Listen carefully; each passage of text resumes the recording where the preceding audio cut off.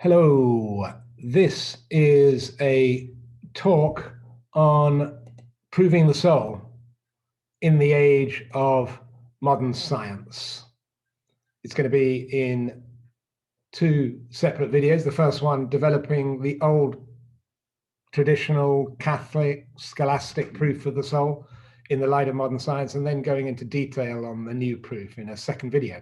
I am Father Hugh Mackenzie. I'm a priest in Westminster Diocese, and I'm also a hospital chaplain and doing some study as well.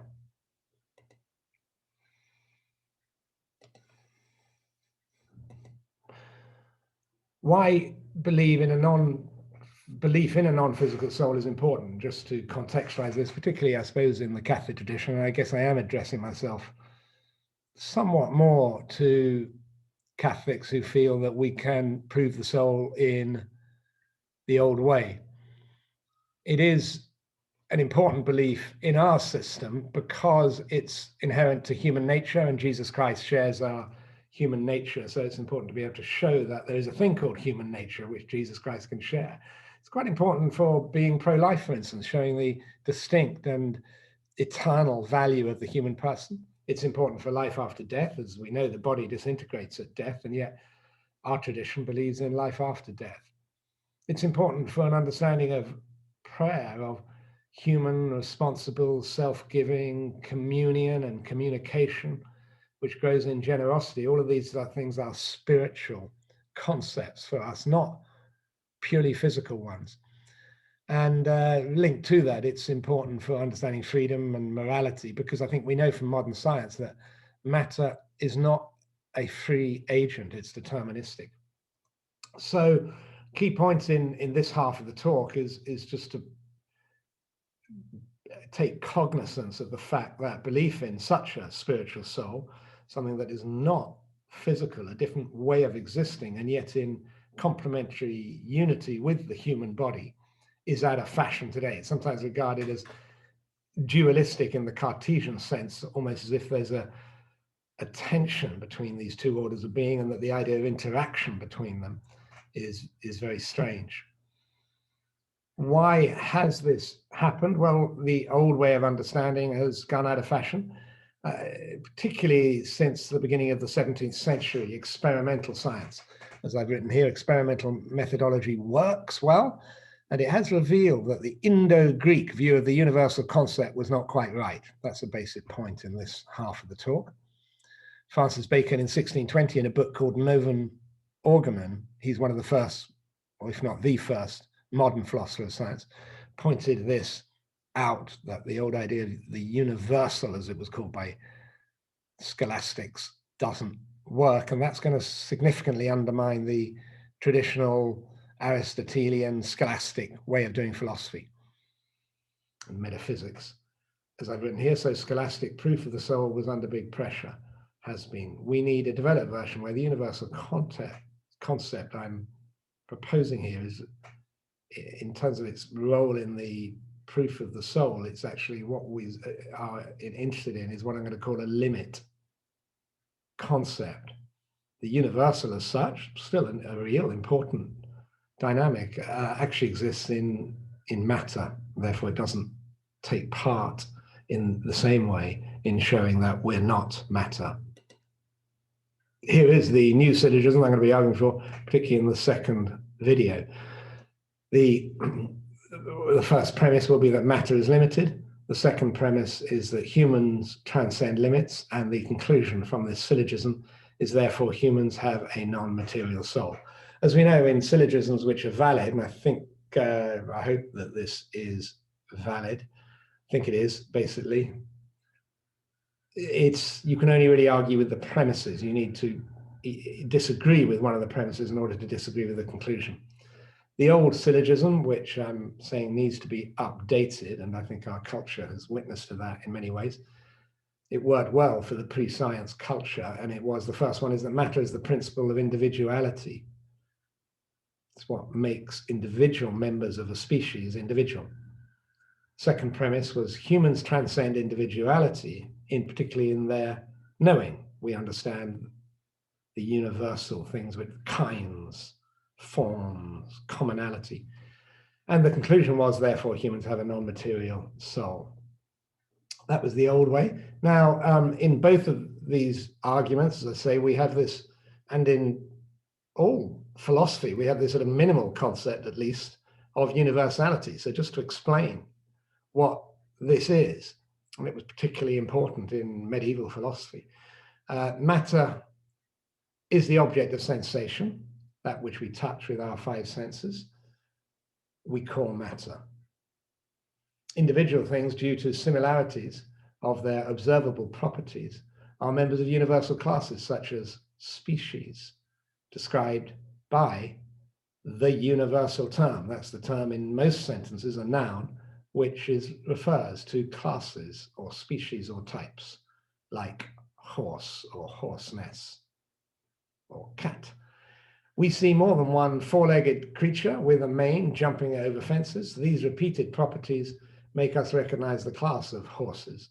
And we conclude, red rum is a horse, sugar is a horse. These are true statements. Red rum, though, is not sugar, but horse refers to one thing, so does mane. It's another universal. They are universal terms. Realism asks, what is this thing that two separate things like red rum and sugar truly share in a univocal sense? That is to say, we can truly use the same word, seemingly with the same meaning, horse, to red rum and sugar, and say they are both truly horses. What is that thing called horse? When it's particularly, we're asking, when it's used univocally, but even when it's used somewhat analogically, which it often is, as philosophers such as Wittgenstein have pointed out.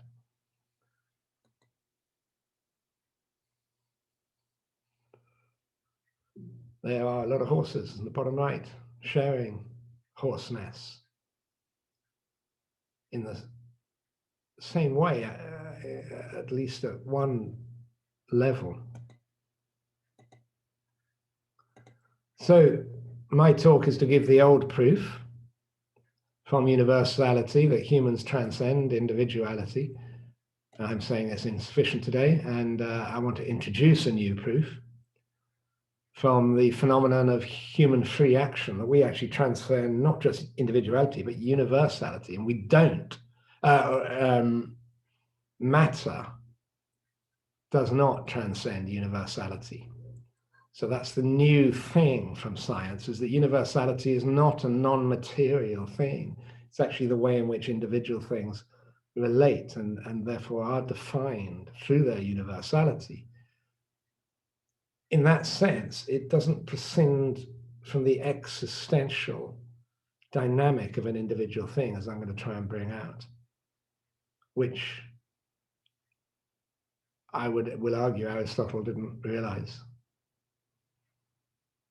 And then I put it C here, it's really the second video I'll do separately to discuss each premise in detail and look at specific objections, common objections to each of my two premises for the new arguments, for the new proof. And there they are. One of them is going to be I'm going to affirm that matter is intrinsically deterministic, and but also universal. And that then my second premise is going to be that humans are free, and I want to produce evidence for both of those. The freedom, I'm actually going to produce in the second talk, objective evidence plus 2 objections, and subjective evidence plus 2 objections. There'll be 6 objections taken in the second video to take account of. My conclusion will be, if we take that old syllogism and replace universality, transcendence of matter, by freedom, transcendence of universality as we've discovered it today, then we get a good argument for the human soul, again, for our culture, which is so desperately needed today. So, just to explain the concept of universality now, as I've already introduced it, I just want to explain how it worked in an older science, observed pre-17th century, I would suggest, Aristotelian science, observed property similarity comes from individual things' actual participation in a non-visible universal form like hoarseness.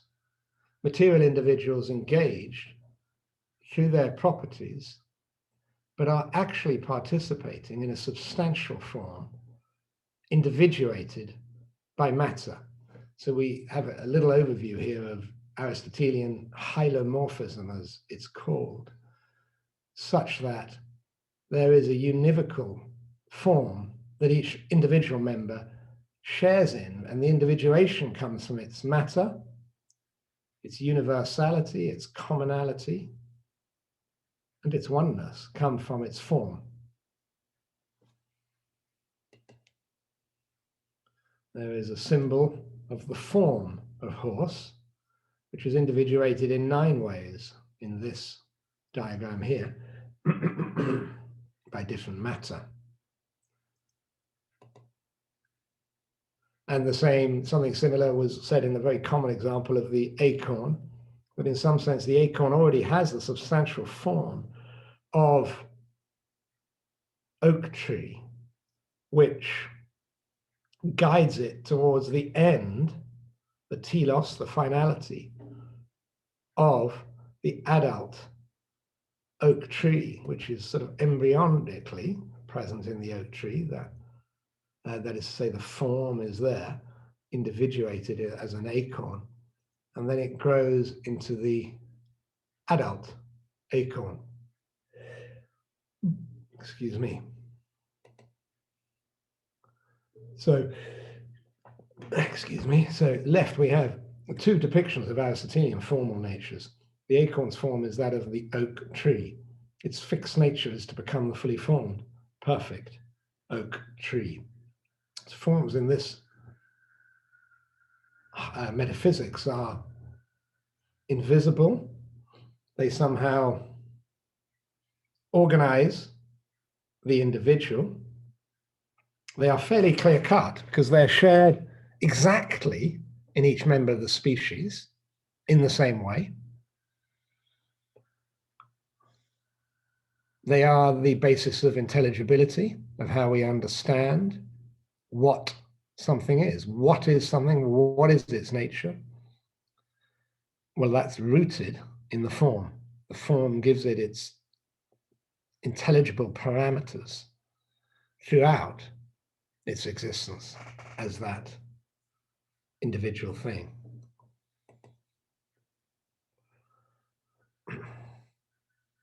There is several oak trees, in fact, yet they all have, we're told in this metaphysics, the same intelligible form, and their differences are purely accidental properties resulting from their specific matter, not part of their, we're told in this metaphysics, intelligible nature or essence or species.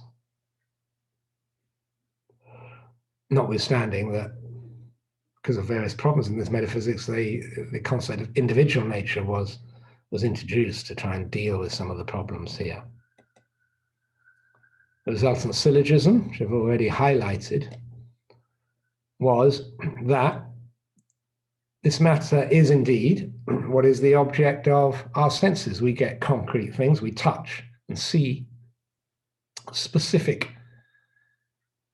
individuals. We don't, in this metaphysics, touch the form, the horseness, which is something abstract in this metaphysics.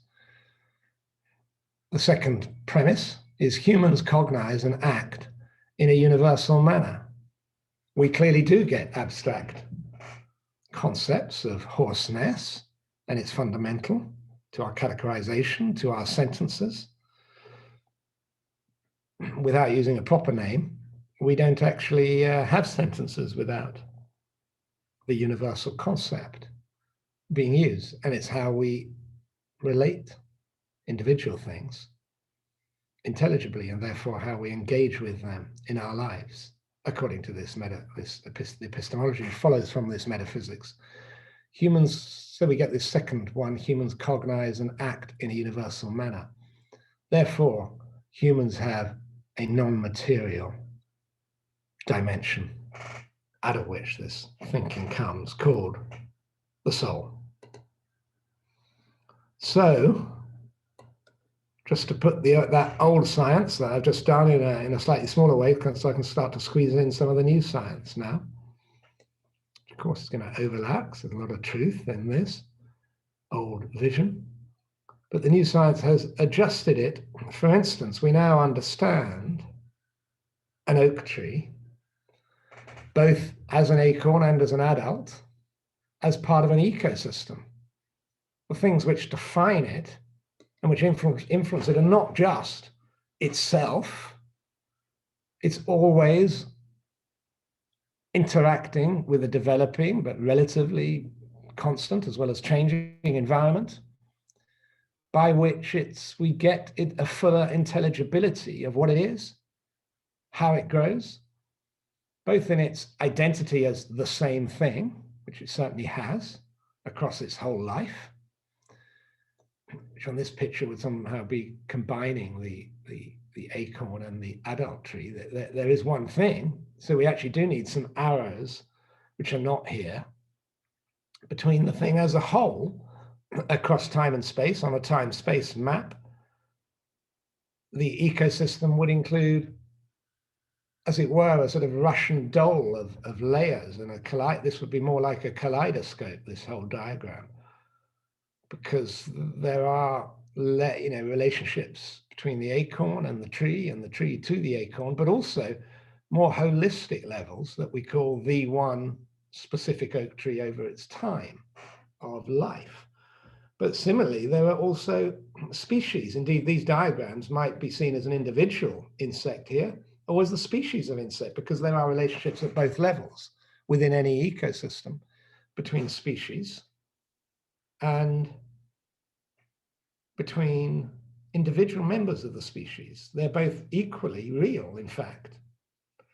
When I say equally, I suppose, they are both real, is what I'm saying.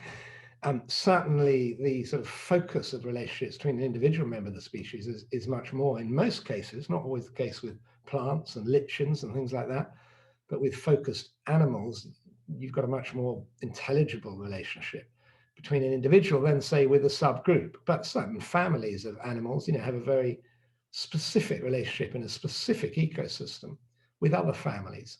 As you get to the whole species, say, of, elephants, including the Indian and the African elephant, it's maybe slightly harder to sort of see that as an individual thing, if you like. But across time and space, I think it is, and in the intelligibility of the human person, it is. But when we come to objections in the second talk, we'll go into that a little bit more.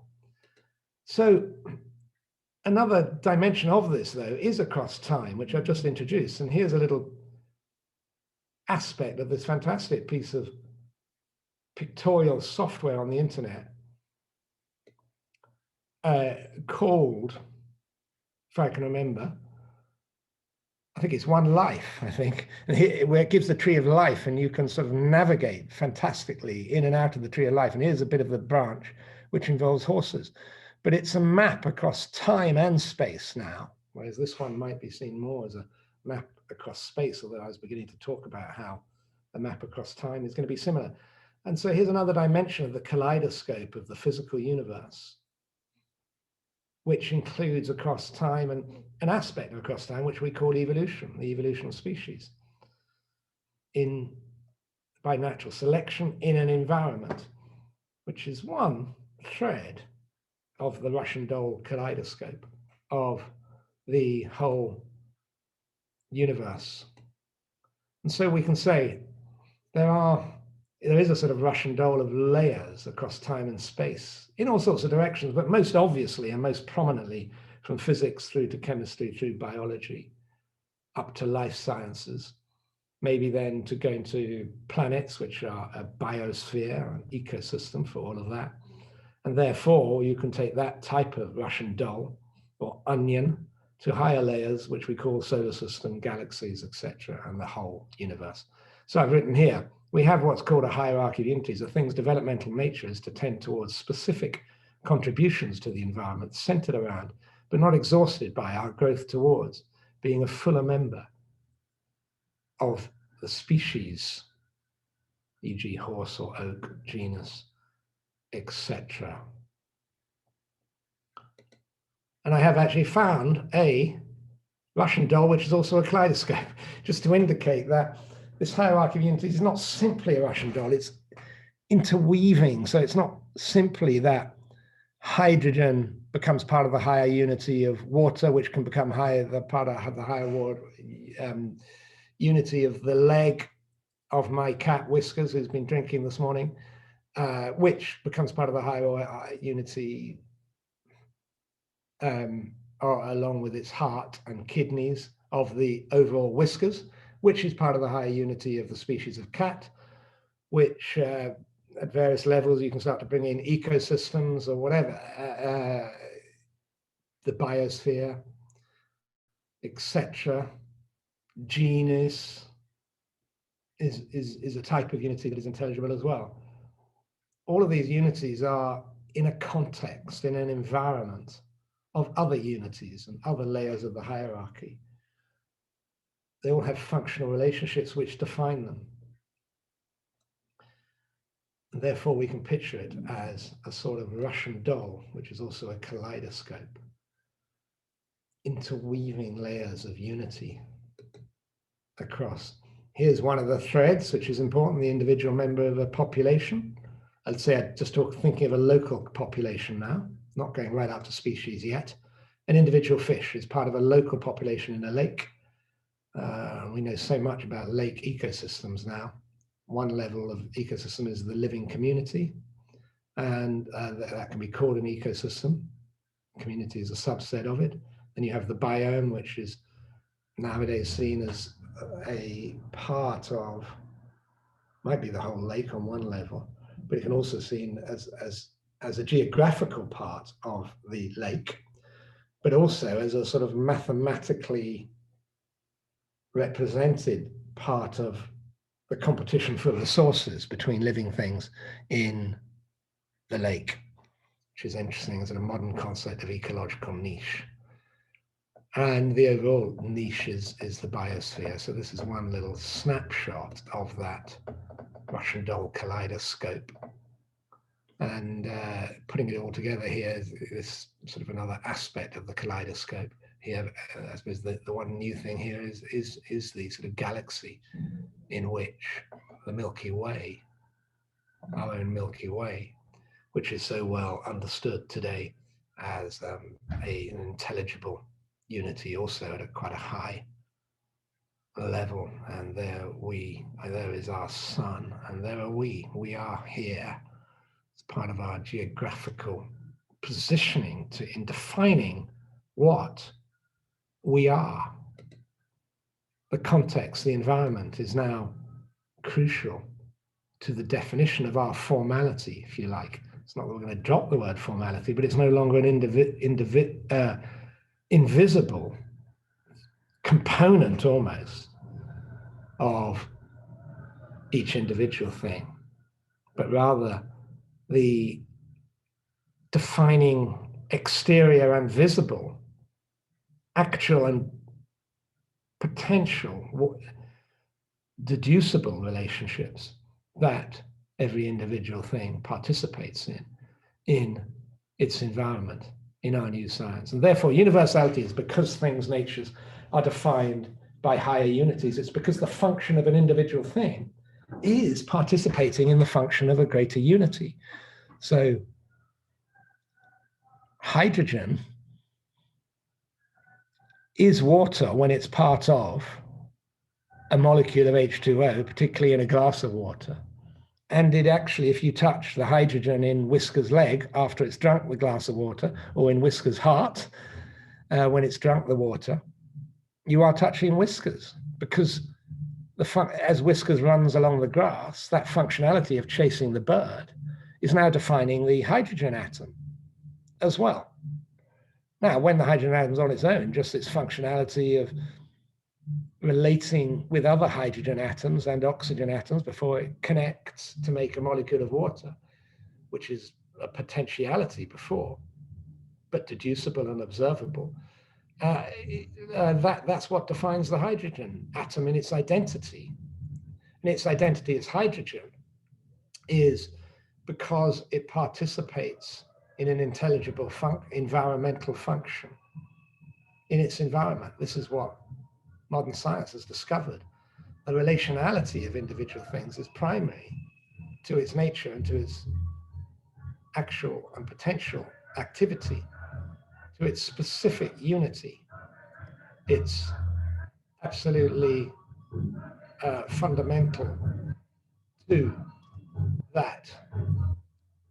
And I don't know whether you can join in a little bit of music happening in the background. I hope it's praise of the creator of all this.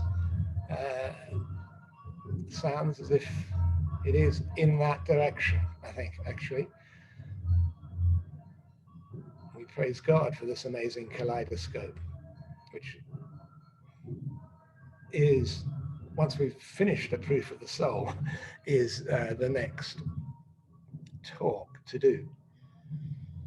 Now, it's worth pointing out again in reference to the development that I'm proposing from the old way and the use of the old science to prove the soul and to have a metaphysics, is that two theories of knowledge follow. The pre-science one, this is abstraction basing deduction.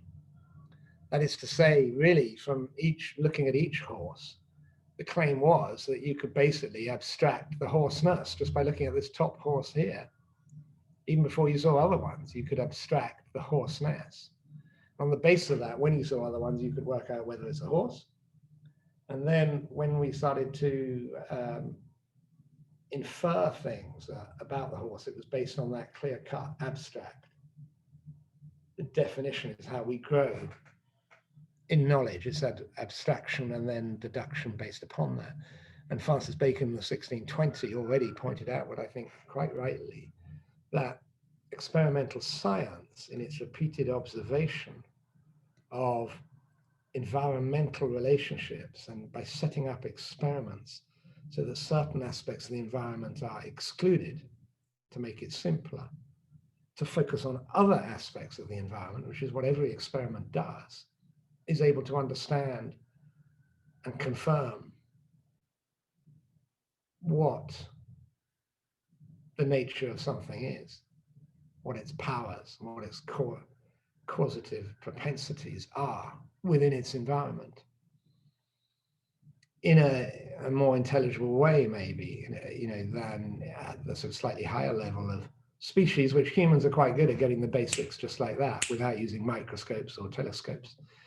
And this meant that whilst deduction is certainly not out as a tool, it's slightly less important because we actually have a basic intuition of the intelligibility of something in our functional encounter with our own environment as a whole in the present moment and with parts of it, individuals of it.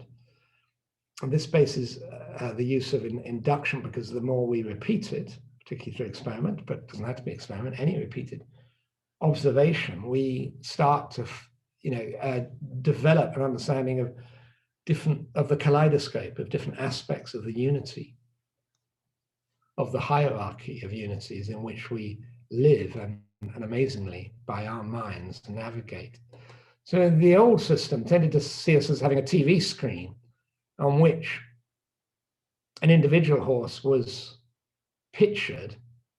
So we'd have a sort of picture in our own heads. And then in, say, Thomas Aquinas and Aristotle as well, the active intellect shone a light, as it were, metaphorically, of course, but it was something going on within our heads, if you like, within our cognitive processes. So by the active intellect here, there's the passive intellect on the right, the shadow, as it were, or the form fell upon the passive intellect, and we would have the form now, and therefore we could understand and apply it to future horses. We could understand horseness. This is what comes out of this old metaphysics. And then by what was called the conversio ad phantasma, we could say, well, this particular thing that is pictured in our minds, the phantasm here, is a horse. And it's by this process of abstraction that we can make this judgment that the individual thing is an individual horse. Whereas in the new post-experimental system, humans do indeed look and are directly in relationship with an individual horse and its meanings to our minds and its functions to our minds and in its environment. And we are in an immediate relationship with that, including aspects of its formality, that is to say, how it fits in with other unities, other members of the same species, other aspects of its environment, particularly those which we become interested in, perhaps through the use of microscope and telescope, etc. And if that's a map of space, here's a map across time, but they interweave and relate to each other profoundly. And this is already and always understanding universality. Therefore, it is not possible to have any grasp at all of an individual thing without its universality. There isn't really a sense impact which does not have some degree of intelligibility. And we need to look at objections and how we understand mistakes and hallucinations. But I will argue in the second talk that this new system deals with all of these things better than the old epistemology. Okay, and on the basis of that, we make choices. Here's the famous choice of the red pill or the blue pill by Neo looking from this first person perspective at it's the guy who is offering him the red pill and the blue pill, I think, although the hands seem to be in the wrong way there, don't they? But it's a clever oh no, but the hands, of course, are in the glasses, aren't they? So yeah, it's the guy who's offering him the choice, because all first person knowledge and immediate intuitive relationship of mind to matter in the human psyche leads to a choice, leads to the possibility of willing and acting, which is the meaning of human knowledge. That's not denied in the old system, but it flows more easily, I think, by this system. And just introduced here the concept that this is exhibited by the fact that humans understand matter in its universal relationships, individuals in universal relationships across the environment. Unlike, this is going to be a key part of my argument, unlike purely physical things, we don't just exist, but limited by an ecological niche. We transcend that because our minds are spiritual. And that's just to introduce the next stage of the argument. But just to say that whereas the old system was sense matter is intrinsically and exclusively individuating, and the second premise was humans cognize and act in a universal manner, therefore humans have a non-material soul. Now, I'm trying to introduce the fact that matter is intrinsically limited in universal manners. Sense material individuals have deterministic behavior, which is limited by their ecological niche. Humans are free, humans cognize and act in an unlimited manner freely. They range towards the absolute, therefore humans have a non-material soul. And in the second part of this talk, I want to go into each of these premises to show that this move from suggesting that it's only humans who have universality